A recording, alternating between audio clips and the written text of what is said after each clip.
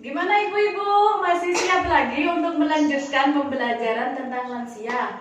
Justru itu kita harus tetap semangat ya ibu-ibu untuk belajar tentang bagaimana sih cara merawat lansia, bagaimana sih caranya agar kita tetap menjaga kesejahteraan lansia. Karena kita juga akan menjadi lansia suatu saat. Jadi kita sekarang waktu masih muda, gunakanlah waktu muda kita untuk menyiapkan masa lansia kita. Jika kita sekarang baik pada lansia, maka besok anak-anak kita juga akan menjadi baik sama kita ketika kelak kita akan tua ya ibu-ibu. Jadi kita harus tetap semangat dalam belajar mengenai kesejahteraan lansia untuk membahagiakan lansia. Jangan pernah patah semangat ya ibu-ibu, jangan pernah bosan, karena suatu saat kita juga akan membutuhkan anak-anak kita untuk merawat kita. Jadi di sini kita akan membahas tentang berbagai hal yang selalu akan mendukung kesejahteraan sosial, yaitu ada 3: peran pemerintahan, peran keluarga, dan peran masyarakat.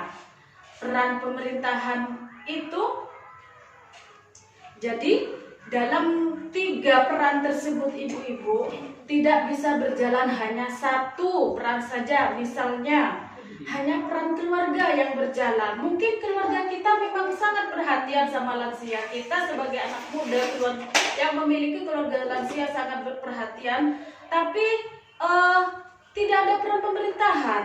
Jika kita adalah anggota keluarga yang sangat miskin, tapi tidak ada asupan bantuan dari sosial, maka dari pemerintahan, maka kita akan tetap tidak bisa menyejahterakan seperti kebutuhan gizi-gizinya.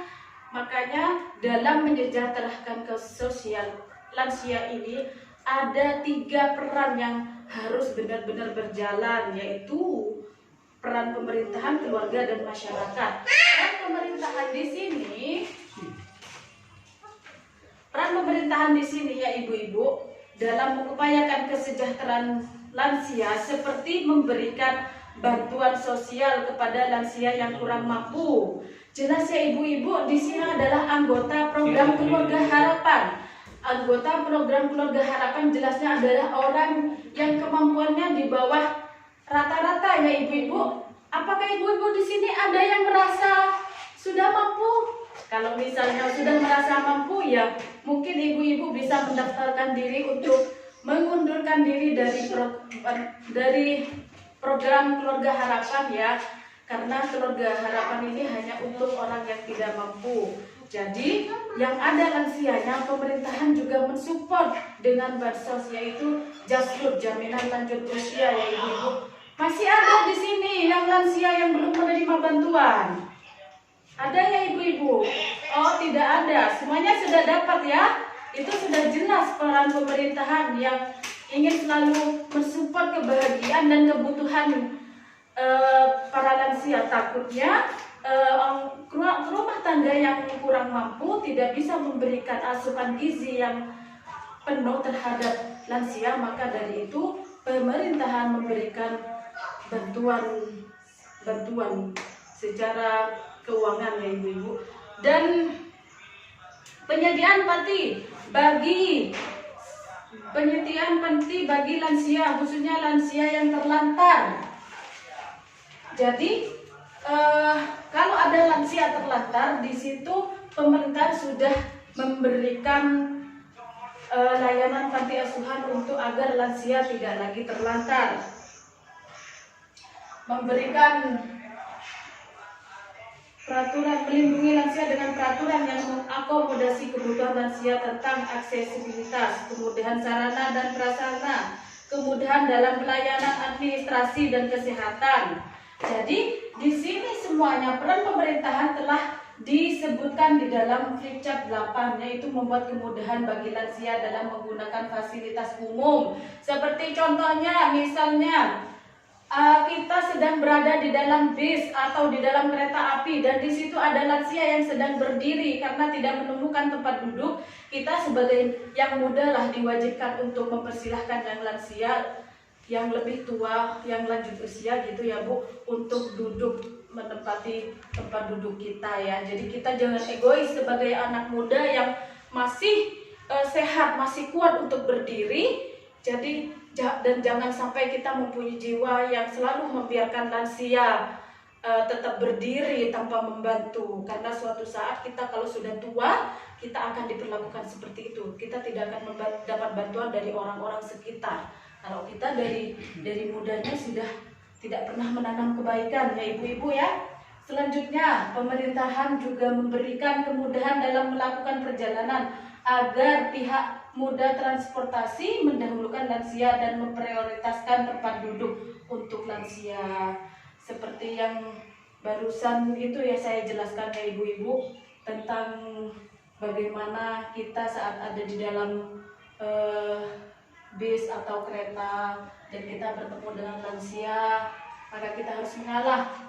Yang selanjutnya, memberikan pelayanan khusus bagi lansia di puskesmas.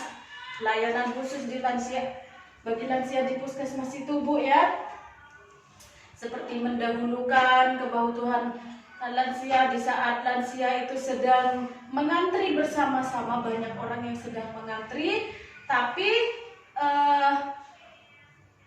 di situ ada banyak muda dan ada lansia, maka yang muda yang mengalah meskipun nomor antriannya di depan, kalau ada lansia kita anjurkan untuk mendahulukan yang lansia.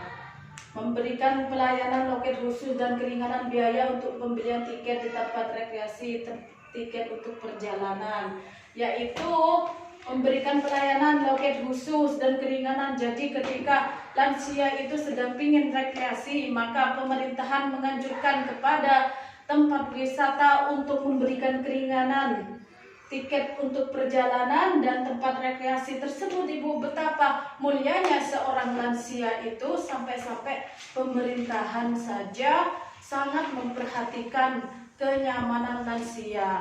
Apalagi kita sebagai anak muda yang sedang berada di sekitar lansia, masa kita tidak mau mengalah, sedangkan pemerintahan saja sudah sangat mengagungkan seorang lansia. Jadi lansia itu orang yang sangat dan harus dipedulikan, karena lansia itu merupakan seseorang yang sudah lanjut usia dengan kemampuan fisik yang sangat lemah.